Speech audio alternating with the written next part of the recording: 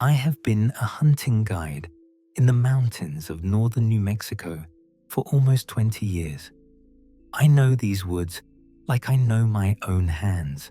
Every trail, every ridge, every canyon where the elk gather in the fall. I have led hundreds of hunters through this wilderness, watched them make their first kills, helped them carry their trophies back to civilization. I thought I had seen everything these mountains had to offer. I thought I knew every danger, every trick, every way the wilderness could hurt a man. I was wrong. My name is Emmett Cole. I am 42 years old, and I operate out of Pinon Ridge, a small town nestled in the Sangre de Cristo Mountains. What I am about to tell you happened 3 weeks ago, during elk season, and I have not been able to stop thinking about it since. A client named Dennis Harlow came back from the woods different, not injured, not sick, just different in a way that I cannot fully explain but cannot ignore.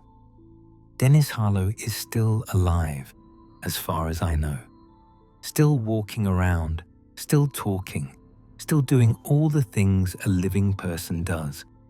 But I am not convinced that the thing calling itself Dennis Harlow is the same man who walked into those mountains with me. Something happened out there. Something took Dennis and left something else in his place. And I need to tell someone before the same thing happens to someone else. Dennis Harlow arrived on a Tuesday in late November. He was a man in his early 50s, a real estate developer from Phoenix who had booked a 5-day elk hunt. Wealthy, confident, the kind of man who was used to getting what he wanted. He drove up in a brand new truck with a custom rifle that cost more than most people make in a month. Despite the expensive gear, Dennis seemed genuine.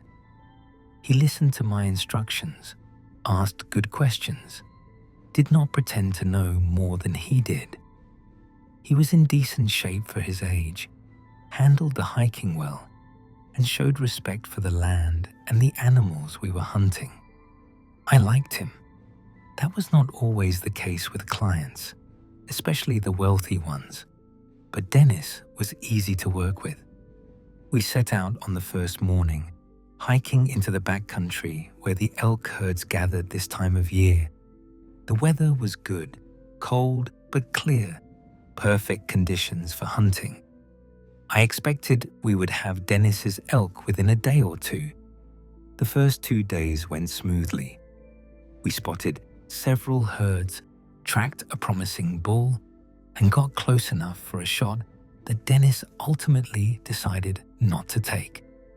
He wanted something bigger, he said, something worth the trip. On the third morning, everything changed. We were camped in a high meadow, about 8 miles from the nearest road. I woke before dawn to find Dennis already up, standing at the edge of the tree line, staring into the forest. When I asked what he was looking at, Dennis said he had heard something during the night. Voices, he thought, coming from deeper in the woods. I had not heard anything, and I am a light sleeper. Dennis insisted we change our route, move deeper into the mountains than I had planned. He said he had a feeling about it, said the voices had told him where to go. I should have said no, should have trusted my instincts. But Dennis was the client, and the client was paying good money. That was my first mistake. The terrain changed as we climbed higher. The pine forests gave way to sparse, twisted trees that grew at odd angles. The ground was rocky and unstable. The air felt different, thinner and colder than it should have been at this elevation. And it was quiet, too quiet. No birds singing, no squirrels chattering, no sounds of life at all except for our own footsteps and breathing. I suggested we turn back. We were pushing too hard, going too far. But Dennis refused. He said we were close. He could feel it. His eyes had a strange intensity that I had not seen before. Around noon, we came to a canyon that I did not recognize. It cut deep into the mountain, its walls steep and shadowed, its bottom hidden in darkness, even with the sun directly overhead. Dennis said this was the place. This was where the voices had told him to go. I tried to argue, but Dennis was already climbing down into the canyon, moving with a confidence that seemed reckless. I followed, cursing under my breath, already planning the conversation I would have with him about safety and liability when we got back to camp. The canyon floor was covered in dead leaves and fallen branches, the remains of trees that had tumbled from the rim over the years. The walls rose around us, blocking out most of the sky. It felt less like a natural formation and more like a wound in the earth, something that should not exist. Dennis stopped walking. He stood very still, head tilted, as if listening to something I could not hear. Then he walked into the shadows at the far end of the canyon and disappeared. I called after him. No response. I followed, pushing through the underbrush, calling his name over and over. I searched for almost 2 hours. The canyon seemed to go on forever, twisting and branching in ways that made no sense. I found no sign of Dennis, no footprints, no broken branches, nothing. I was about to go for help when Dennis walked out of the shadows, calm and smiling, as if nothing had happened. The walk back to camp was tense. Dennis seemed fine on the surface. Same voice, same face, same expensive gear. But something was off in a way that I could not identify. Dennis did not remember going into the canyon. He did not remember leaving me behind. He said we had been walking together the whole time, that I must have been confused, but I knew what I had seen. Dennis had walked into those shadows and vanished for almost 2 hours. Whatever had happened in that time, Dennis either did not remember or did not want to talk about it. I kept glancing at him as we walked, looking for something wrong, some sign that would explain the feeling of unease that had settled into my bones. Dennis walked normally, talked normally, responded appropriately to questions and comments. But his eyes were different. I noticed it when we stopped to rest, when Dennis turned to look at me directly. The color was the same, that pale blue that had seemed friendly before. But something behind them had changed. The warmth was gone. The humanity was gone. What looked back at me was cold and calculating, like an animal sizing up prey. We made it back to camp as the sun was setting. I suggested we pack up and head back to town. Said the weather was turning. Said I had a bad feeling. Dennis agreed without argument, which was strange in itself. The man had paid a lot of money for 5 days of hunting, and we were only on day 3. We hiked out the next morning, reaching my truck by noon. The drive back to Pinyon Ridge was mostly silent. Dennis stared out the window, watching the landscape pass, occasionally smiling at nothing. When we arrived at the motel where Dennis was staying, I felt an overwhelming sense of relief. I wanted this man out of my truck, out of my sight, out of my life. Dennis thanked me for the trip. His handshake was firm. His smile was perfect. His words were appropriate. but his hand was cold, ice cold, despite the warmth of the truck's heater, and his grip lingered a fraction of a second too long, as if he was reluctant to let go. I tried to convince myself that I was overreacting, that the stress of the wilderness, the strange canyon, the momentary panic when Dennis disappeared had combined to make me paranoid. But I could not shake the feeling that something was wrong. I started asking around town, casually, trying to find out if anyone else had noticed anything strange. The woman who ran the motel said Dennis had been a perfectly pleasant guest. The waitress at the diner said he had tipped well and made polite conversation. Everyone who had interacted with him reported the same thing. A nice man, friendly, nothing unusual. But I noticed something else. The animals were acting strangely. My dog, a German shepherd named Bo, who had never been afraid of anything, refused to go near the motel while Dennis was staying there. The stray cats that usually hung around the diner had disappeared. Even the birds seemed to avoid that end of town. On the fourth day after we returned, I saw Dennis in the grocery store. He was standing in the meat section, staring at the packages of beef and pork with an intensity that seemed wrong. Not hungry, not interested. Something else, something predatory. I approached him, tried to make small talk. Dennis responded appropriately, asked about the weather, mentioned that he was thinking of extending his stay. His words were right. His tone was right.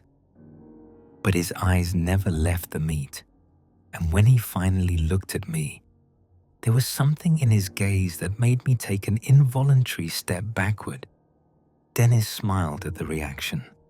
A small smile, barely visible, but unmistakably pleased. That night, I locked my doors for the first time in years. I loaded my rifle and kept it by my bed. I did not know what I was afraid of, not exactly, but I knew that whatever had come out of that canyon wearing Dennis Harlow's face was not something I wanted to encounter unprepared. On the fifth night, I was at the bar, nursing a whiskey, when a woman sat down next to me. Her name was Corinne Yazzie, a Navajo woman who worked at the gas station on the edge of town. She looked shaken, her hands trembling slightly as she ordered a drink. I asked if she was okay. Corinne hesitated, then asked if I was the guide who had taken Dennis Harlow into the mountains. I said yes. Corinne nodded slowly, as if confirming something she had suspected. She said she had seen Dennis earlier that day, standing behind the gas station, staring at the mountains. She had gone out to ask if he needed help. When he turned to face her, she had seen something that made her blood run cold. His shadow was wrong. Corinne said the sun had been directly overhead, bright and harsh. Dennis's shadow should have been short, pooling at his feet, but it had been long, too long, stretching out behind him like it was reaching for the mountains, like it was connected to something far away. And it had moved wrong. When Dennis shifted his weight, the shadow had stayed still for a moment before following, as if it was not quite attached to him anymore.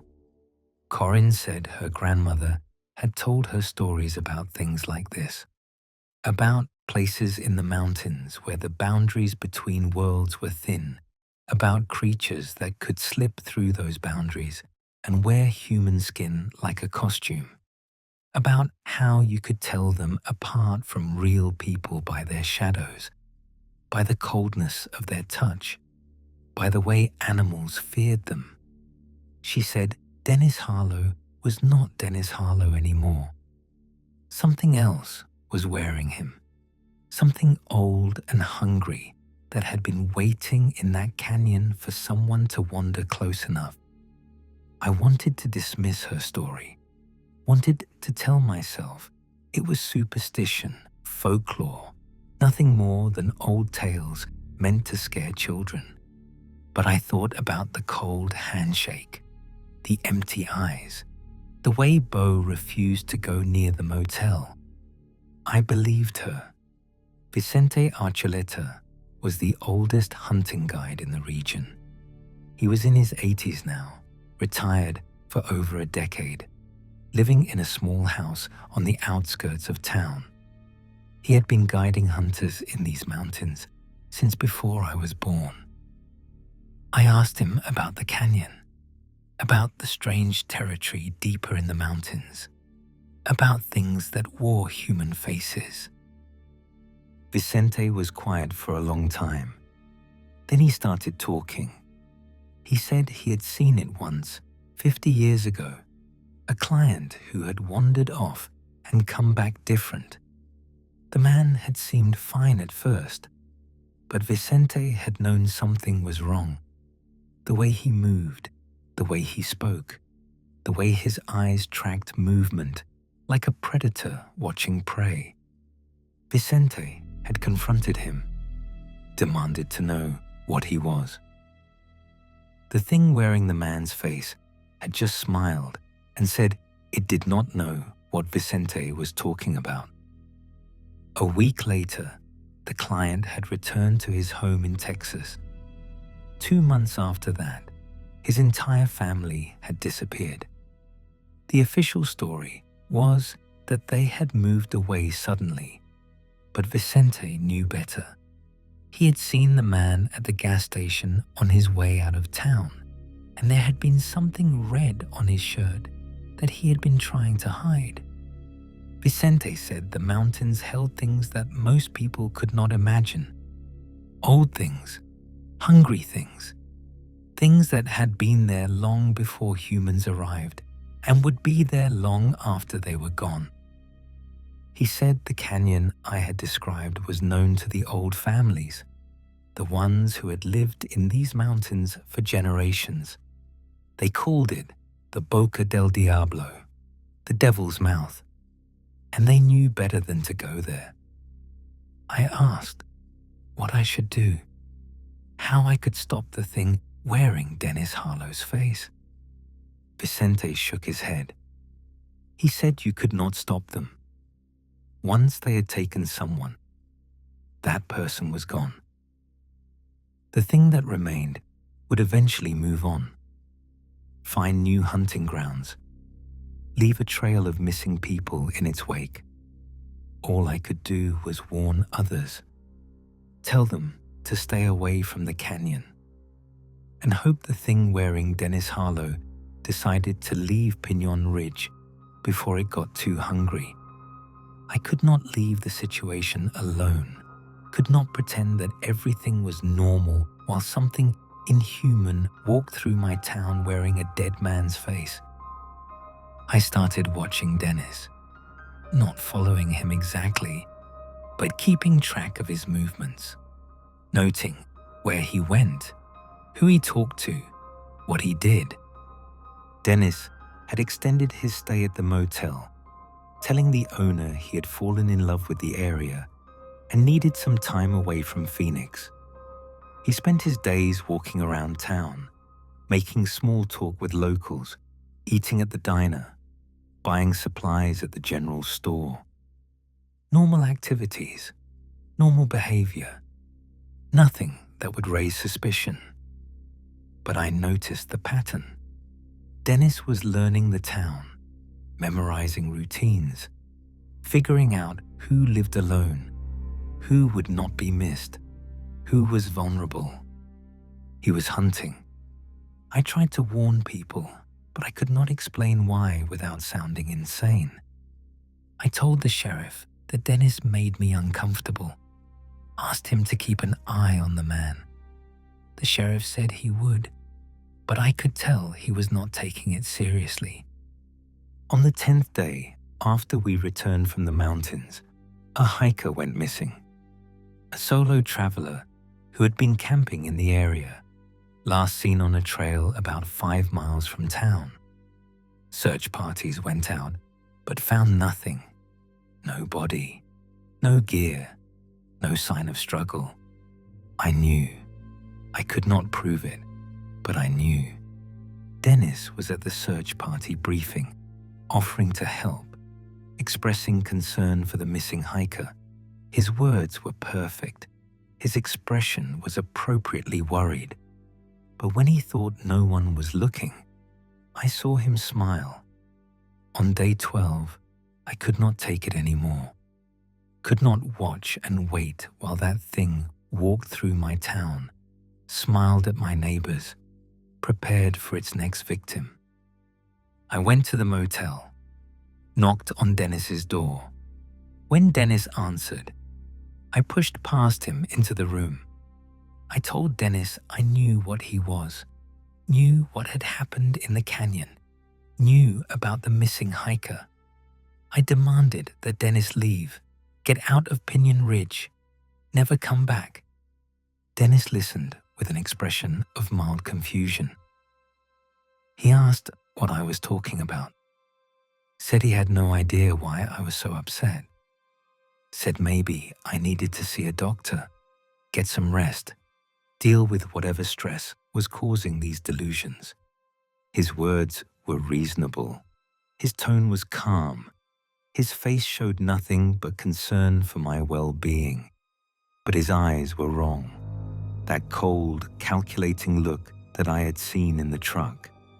The look of something ancient and alien, amused by the humans struggling against it. I pulled my pistol, pointed it at Dennis's chest, told him to drop the act. Dennis did not flinch, did not seem afraid at all. He just smiled, that small pleased smile, and said I would not shoot. Said there were laws against murder. Said I would spend the rest of my life in prison if I pulled the trigger. And besides, Dennis said, bullets would not help. What was wearing this body was not something that could be killed with lead and gunpowder. For a long moment, we stood there. Me with the gun raised, Dennis with that inhuman smile. Neither of us moving. Then Dennis turned away, walked to the window, looked out at the mountains. He said he was grateful to me, actually, for leading him to the canyon, for giving him a way into this world, for providing such a nice, fresh body to wear. He said he would be leaving soon, moving on, finding new hunting grounds, but he wanted me to know something first. The canyon was still there. The doorway was still open, and others would come through, eventually. Others like him. I had helped open that door, and it could not be closed. 2 days after our confrontation, Dennis Harlow checked out of the motel, loaded his expensive truck, and drove away. He waved at the people he passed, smiled at the gas station attendant, behaved like any tourist leaving after a pleasant vacation. I watched him go from the parking lot of the diner. I did not wave back. I just stood there, hands in my pockets, watching the truck disappear down the highway toward Phoenix. I wondered what would happen when Dennis got home. What would happen to his family, his friends, his business associates? How long it would take for people to start disappearing around him. How long before the thing wearing his face got hungry again? There was nothing I could do. I could not call the police and say that a real estate developer from Phoenix was actually an ancient monster wearing human skin. I could not follow Dennis and try to protect the people around him. I could not stop what had already been set in motion. All I could do was try to prevent it from happening again. I went to the canyon the next week, hiked in alone, against every instinct screaming at me to stay away.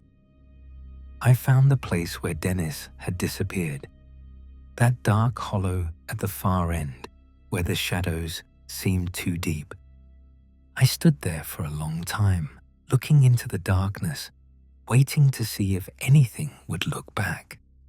Nothing did, but I could feel it, a presence just beyond the threshold of perception, watching, waiting, patient. The door was still open. Vicente had been right about that, and I did not know how to close it. It has been 3 weeks since Dennis Harlow left Pinion Ridge. 3 weeks since I stared into that canyon and felt something staring back. I have not taken any clients into the mountains since then, have not gone deeper than a few miles from town.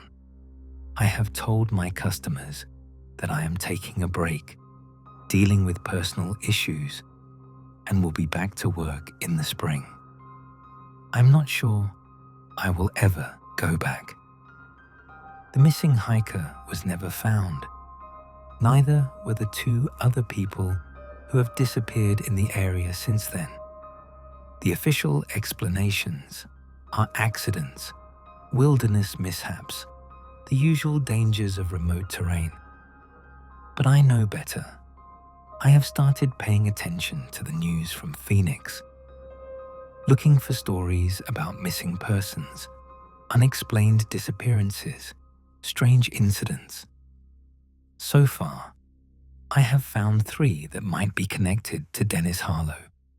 3 people who vanished without a trace, all of them last seen in areas where Dennis was known to be. The thing is feeding, getting bolder, building towards something that I do not want to think about. I have tried to find information about the canyon, about the things that come through it, about how to fight them. The old families will not talk to me. Vicente says there is nothing to be done. Corinne has left town, moved to stay with relatives, unwilling to remain so close to the Boca del Diablo. I am alone with what I know, alone with the guilt of leading Dennis to that canyon, alone with the fear of what might come through next.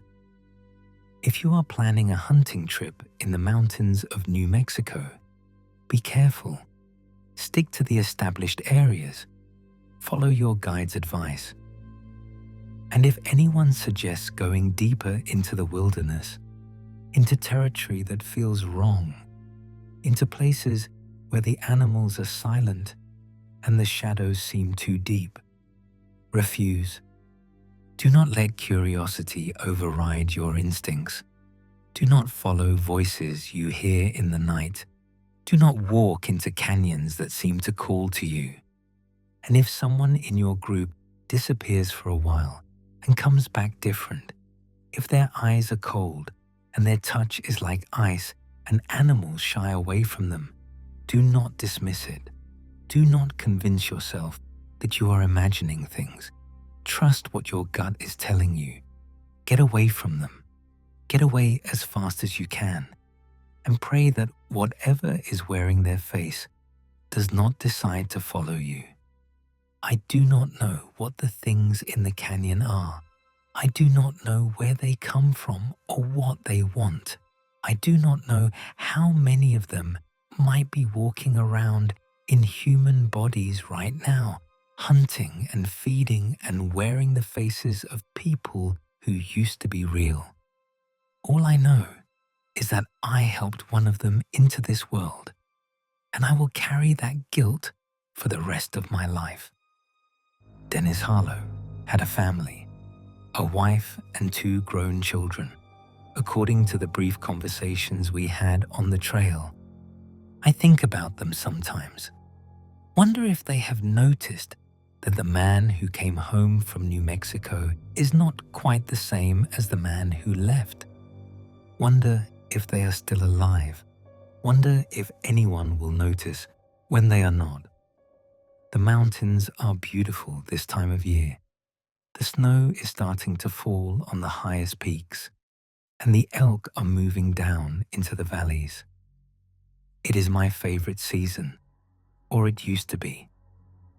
Now I just sit on my porch and watch the sun go down behind the Sangre de Cristo, and I think about the canyon, about the door that I helped open, about the things that might be coming through it right now, slipping into our world, finding bodies to wear. And I wonder how many of the people I pass on the street are still the people they appear to be.